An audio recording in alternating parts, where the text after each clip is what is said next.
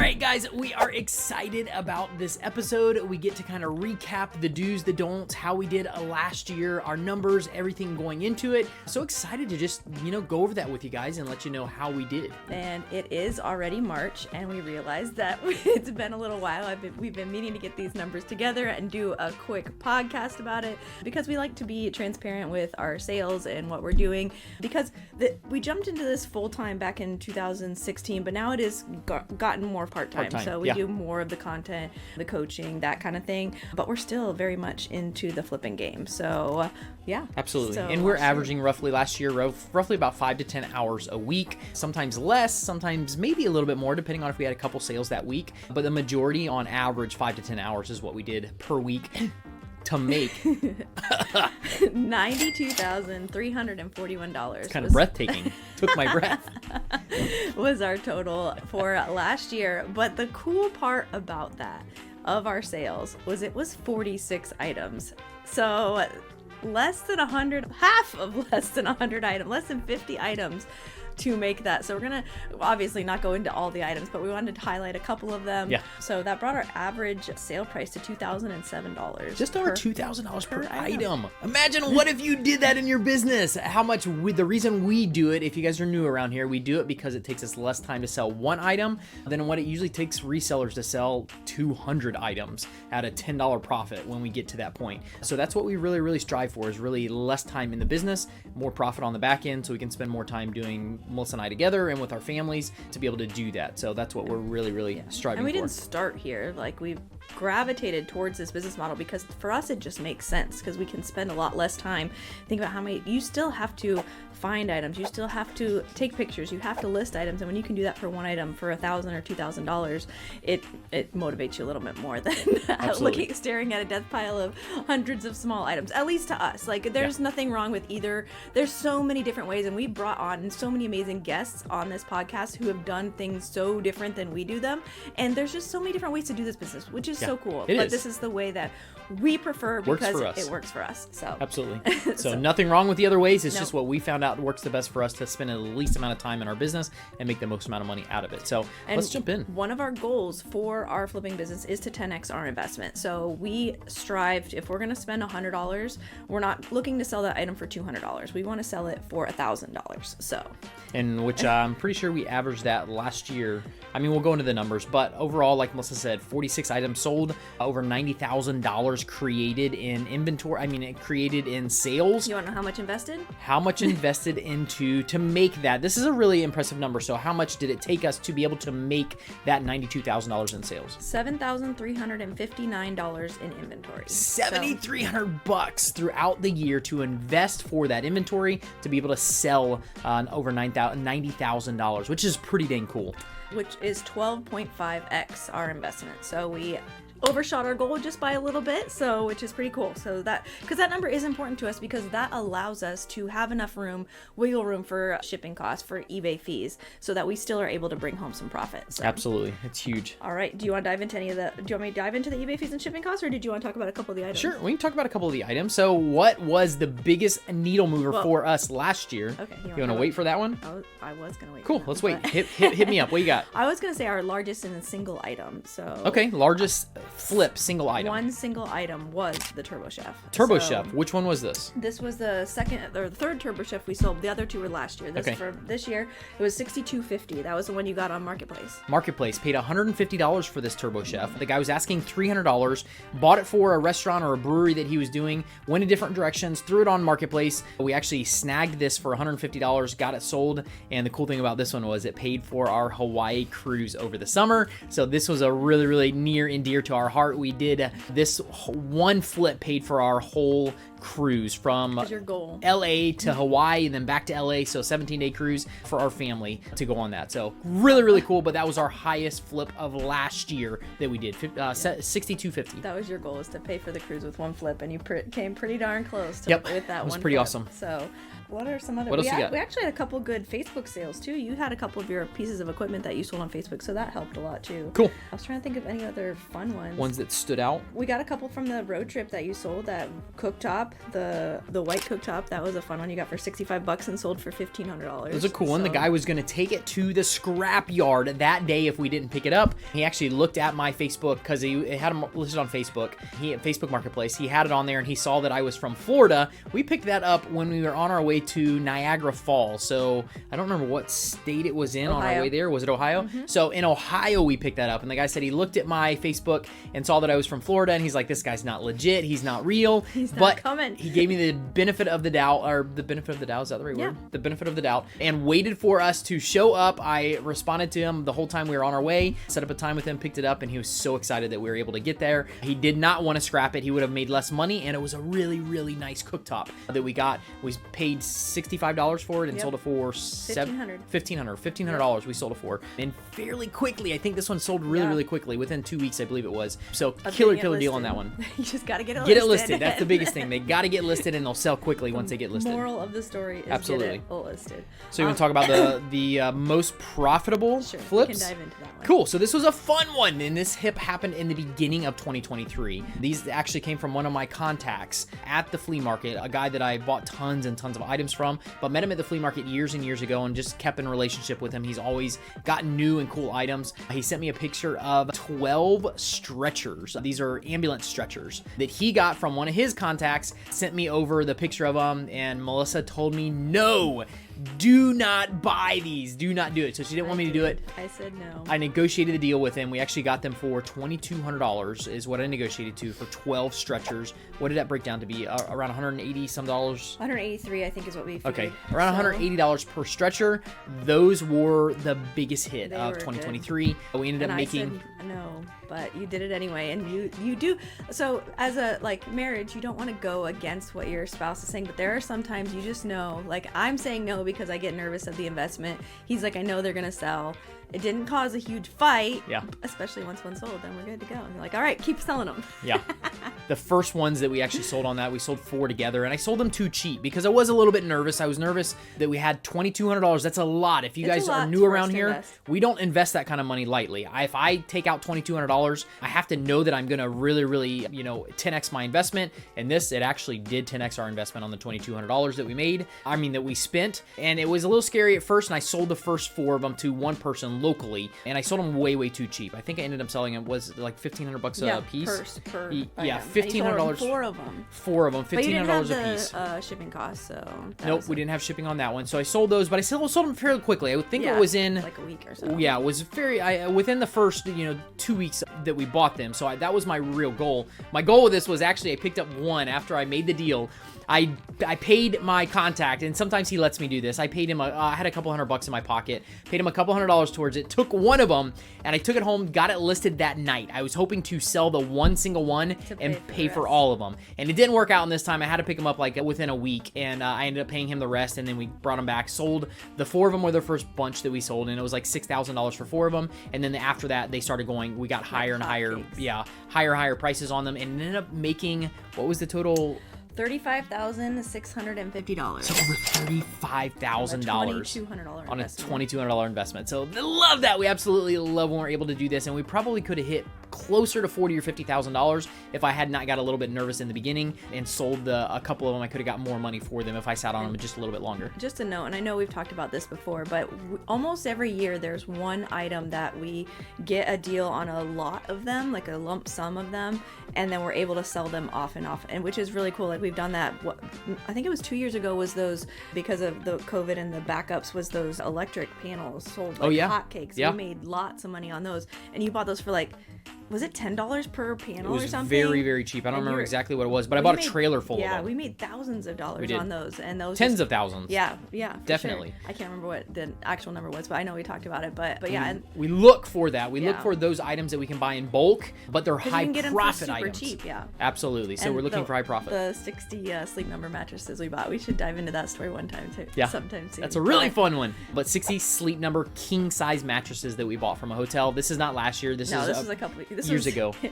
9 years ago. Wow, you know it because Almost of 10. our middle child was born. Lexi was born right around that time. Yeah. because you left the hospital to go pick them up. We'll have to do that story. We'll do that story on another podcast. But right now, But that was over last year's. $30,000 too. It was. In lump sum. So Well, let's break it down. So between that, I think the majority, our top 20s, were all over $1,000 flips. Yep. And it averaged out with everything that we did. It averaged out to be over $2,000 per flip for those 46 items that we sold. You wanna dive into the fees Love and it. the costs? Let's talk about that. This is important. So we only had to invest a little over $7,000 to make the $92,000 that we made on sales in this last year. Which is important because the next comes out after you make the sale. So we don't do a lot of upfront. We don't do any. You don't do any upfront promotions No. on eBay. So No. we don't pay for insertion fees. We don't pay for the promotions up front, the ads. I know they're trying to promote those right now.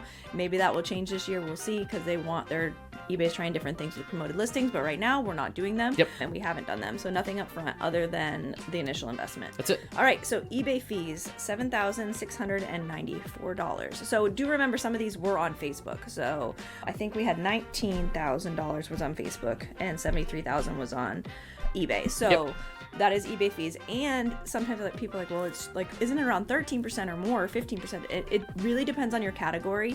And then one thing that's super cool. It is cool. Is once you get over 2,500, the initial percentage, so say your percentage is 13% of that category. Years ago, eBay capped it, and this was really even awesome, better when they capped it. They used to cap it at $350 when you had a store. So any sale that you did, it was $350 flat. Yeah. If it was underneath that, That was super nice. It was at the fees, the rates, the percentage. But then once it got up to at least $350, that's where they capped it, and they would not go over that. Now we pay a little bit more on some of our stuff, but still, it's still worth it for those bigger items too. And we're not paying this. Remember, we're not paying this up front to sell this. We're not advertising these items for sale, hoping that they sell. Right. For a lot of other platforms that you have to actually advertise for sale, and then if they sell, you did a good job. If they don't sell, you wasted some money. So eBay's not like that. We list almost everything we do for free, and then we don't have to pay until the back end. So we paid a little over $7,000 in eBay fees. Yes. What else? What Which are I should have calculated how much that was promoted, but we didn't do a ton of promoted. No, we did a couple There were because a we couple. experiment every once in a while. Yeah, there were a couple, but I should have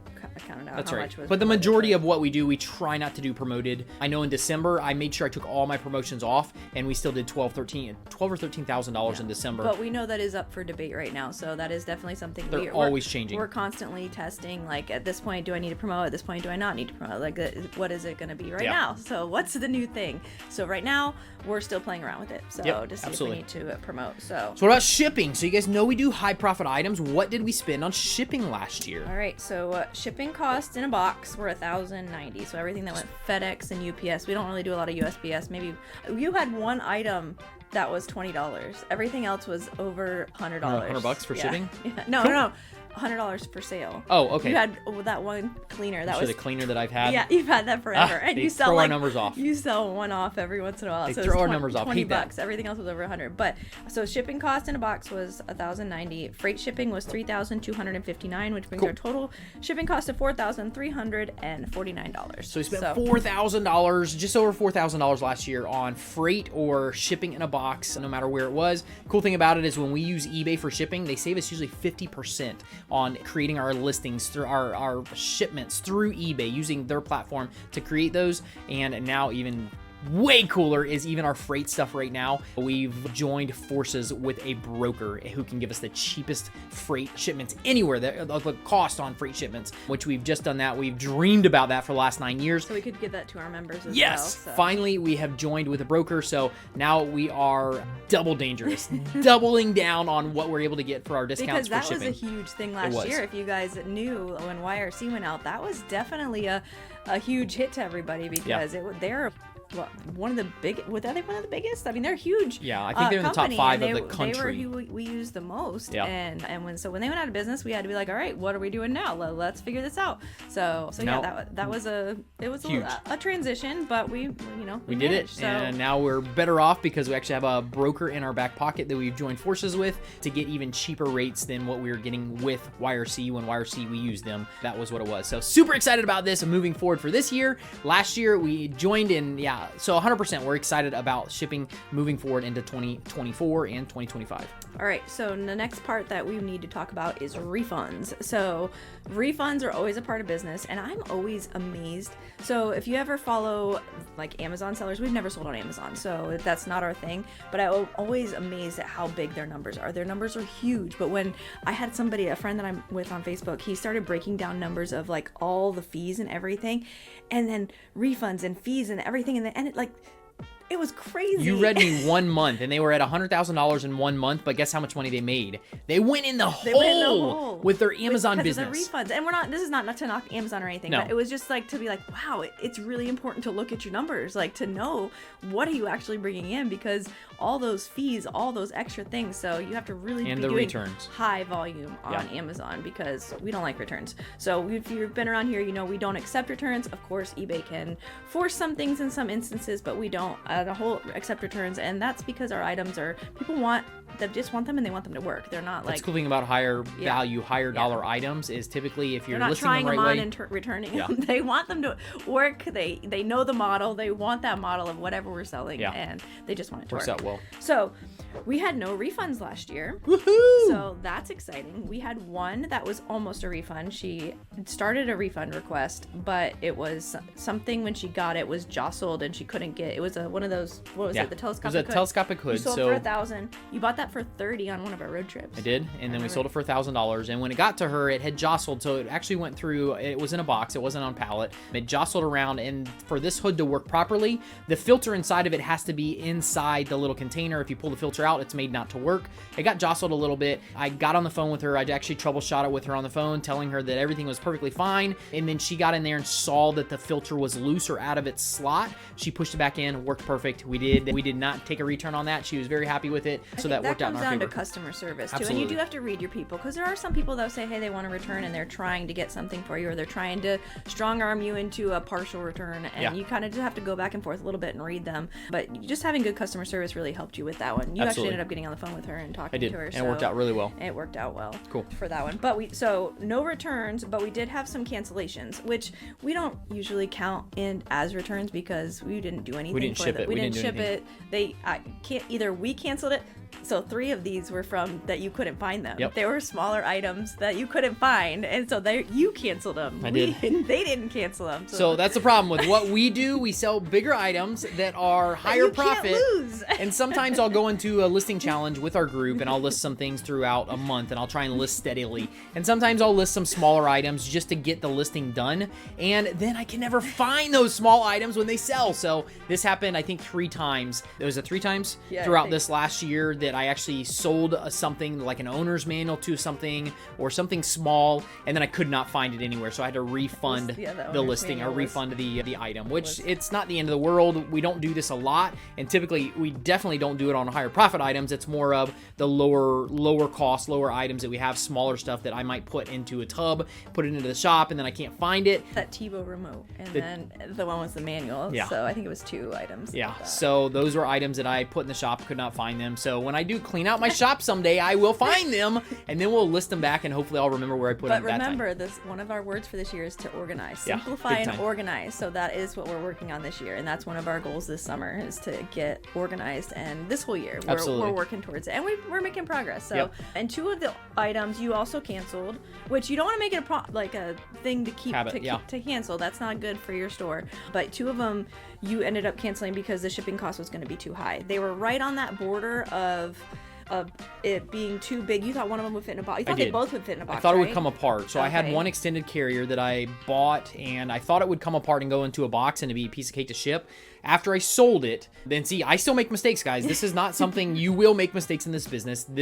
I've been doing this for almost 3 decades, and I still do stuff like this, and I'll make a mistake. I sold this and thought it would come apart. I thought I could just unbolt it, stick it into a box, and I thought that's how it was originally shipped from the manufacturer, but it wasn't. It would not come apart. It was actually pop riveted, so it wasn't stuff that it could come apart. So I ended up having to cancel that one, and then I had to relist it knowing that it was going to go on a pallet and then we sold it on a pallet. I mean, we sold it and shipped it on a pallet. Not a huge ordeal, but you don't want to make charge more for shipping. Exactly. That was a $700 item, so you were going to eat up a ton of, you wouldn't have anything left in shipping. So you just have to be careful on that when you do that. So I thought it was going to go in a box. I thought I had it for shipped under $100, and it ended up costing me a couple $100 to ship it, which I just had to cancel that transaction, let the buyer know that it was going to cost too much because I couldn't ship it in a box, and then I actually did it with a pallet. And believe it or not, the original seller, our buyer that I sold this item to, he was willing to pay the extra money on top of it to get it shipped. And then right before I shipped it, he said he found one locally and he didn't need it. So we ended up selling it to somebody else. We did. We refunded that one to him and then relisted it, knowing that I was going to have to pallet ship it, and we resold it like that and still made good money on it. Is that the same thing that happened with the Cadillac door? Cadillac door, the same thing. So I had it listed, and what happened, this was before we actually had our partnership that we have with our broker now, and I was going to have to pay, I had it quoted out at $200 for shipping. No, I think I had it quoted out at $100 for shipping, and I knew it was going to have to go on a pallet, and it was going to be like $300 for shipping on it once we had not had our new partnership with our broker. And the item's only $400, so it just, the numbers doesn't make sense. It doesn't make sense. So, yeah. So anyways, we refunded that. I relisted it. Now we can ship it still for about $100 with our new broker that we have the partnership with him. So yeah, excited about that. But that is kind of the ins and the outs of what happened with any of the returns. We didn't really have returns, but we had some cancellations. But they were mostly your fault. They were. And I'm, like I said, I'll make mistakes in this business still, but I constantly am learning and figuring stuff out. The only one was the bike. I don't know if you canceled that or somebody else canceled that, or they canceled. I think they canceled it. The bike, but we resold it again. So I think they're the only ones that canceled that one. Yeah. So the total cancels were $1,859. Cool. So, but those are we resold them. We resold them. Well, not a big deal at all. So those just slashed themselves and cut through those. So, and then our total profit for the year. All right. So our total profit for the year, $71,080. Just over $70,000, and we only sold 46 items for the year. And I'm curious, I should have had you check this out, but out of those 46 items, I think only a handful of those actually went freight. I think the majority of them actually still went FedEx, went in UPS, went on in a box, but we just know how to ship stuff in a box. 10 items freight? Well, like that's one of those is counting all the stretchers, but you sold them at like 2 at a time, 3 at a time. Yeah, and so 4 I of them put were together. Locally. So yeah. So roughly 10 items out of those 46 items went on pallets. The rest of them were just high profit items that we were able to ship in a box, which is really cool for sure. Yeah. So I do want to make one quick note. I know we're going a little longer on this one, but that is before taxes. We didn't include taxes in that. People ask us all the time, well, what about taxes? I don't include sales tax in these because eBay collects it and remits it on our part. I just include what we sell it for, just because I didn't include like the sales tax, just because they already do it, so it's already in there. So I just don't include that in our numbers. But as far as income taxes go, they're not straightforward. So because they're not straightforward, it's not easy to just be like, okay, well, it's straightforward, a percentage of your items you're paying taxes for. So we do this as our business. We have 2 parts to our business. We have the content and the coaching. So there's a lot that goes into taxes. So we do have a CPA, and we're not CPAs. So there is taxes involved. And we do pay them. You don't have to write us and say, what about taxes? We do pay taxes. So, but there are a lot of different things that we can write off because we're self-employed. Yeah. So it's not just a cut and dry number. Yep. So just to let you know, that is before taxes. So, but it's after fees, after shipping costs, and yeah, so we're excited about that. Yep. So what's the biggest takeaway? Start flipping if you are not flipping. Guys, this is so much. We had so much fun in this last year. So many cool, weird items that we were able to get a hold of and then bring them to new owners. We love being able to help people find amazing deals. At the same time, we love hunting for those amazing deals. So if you're not flipping yet, get involved. It's so much fun to be able to do what we do, and hopefully you guys will love it as well. Yep. So we'll see you next time. Thanks for hanging out with us. You guys rock. Have an amazing day, and we'll see you on the next episode.